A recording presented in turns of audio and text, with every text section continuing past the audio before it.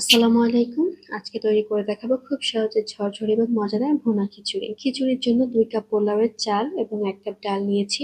মসুরের আর মুগ ডাল মিলিয়ে ১ কাপ ডাল নিয়েছি। এবার চুলায় একটি প্যান বসিয়ে তাতে পরিমাণ মতো সাদা তেল দিয়ে দেব।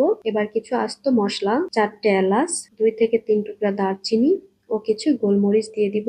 এবার এর মধ্যে কিছু পেঁয়াজ কুচি দিয়ে পেঁয়াজ কুচিটা একটু ভাজা হয়ে এলে এতে দিয়ে দেব ১.৫ চা চামচ আদা বাটা, ১.৫ চা চামচ রসুন বাটা দিয়ে কিছুটা ভেজে নেব যতক্ষণের কাঁচা গন্ধটা চলে না যায়। এরপর ১ চা চামচ হলুদের গুঁড়া, ১ চা চামচ ধনিয়ার গুঁড়া, ১ চা চামচ জিরার গুঁড়া, হাফ চা চামচ মরিচের গুঁড়া দিয়ে কিছুক্ষণ নাড়াচাড়া করে নিব। এবার এর মধ্যে স্বাদ মতো লবণ দিয়ে মশলাটা ভালো করে কষিয়ে নিব। মশলার উপরে যখন তেলটা ভেসে উঠবে তখন ভিজিয়ে রাখা চালগুলোর পানি ঝরিয়ে মশলার মধ্যে দিয়ে দেব।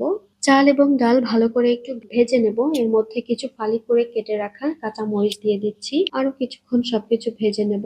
আমি আগে থেকেই ৩ কাপ চাল এবং ডালের জন্য ৬ কাপ পানি গরম করে রেখেছিলাম। এখন সেই পানিটা দিয়ে দিচ্ছি। কিছুক্ষণের জন্য ঢাকনা দিয়ে দেব। ঢাকনাটা খুলে কিছুক্ষণ পর পর নেড়ে দেব। পানি অনেকটা টেনে গিয়েছে। আমি আরেকটু লবণ দিয়ে দিচ্ছি। আমার কাছে লবণটা একটু কম মনে হচ্ছে। উপর থেকে ২ চা চামচ ঘি দিয়ে ঢাকনাটা দিয়ে কিছুক্ষণ দমে রেখে দিব। ৫ মিনিট পর ঢাকনা খুলে একটু নেড়ে দিচ্ছি। খিচুড়ির চাল ডাল দুটোই কিন্তু খুব সুন্দরভাবে ফুটে গেছে। এখন গরম আছে তাই একটু মাখা মাখা ভাব আছে। একটু ঠান্ডা হলে একদম ঝরঝরে হয়ে যাবে খিচুড়িটা। দেখুন কতটা ঝরঝরে আর লোভনীয় হয়েছে খিচুড়িটা। এরকম খিচুড়ির সাথে যদি একটু ভুনা গরুর মাংস থাকে তাহলে তো আর কোনো কথাই থাকে না। খুব শীঘ্রই আপনারা মজাদার গরুর মাংসের ভুনা রেসিপি পেয়ে যাবেন।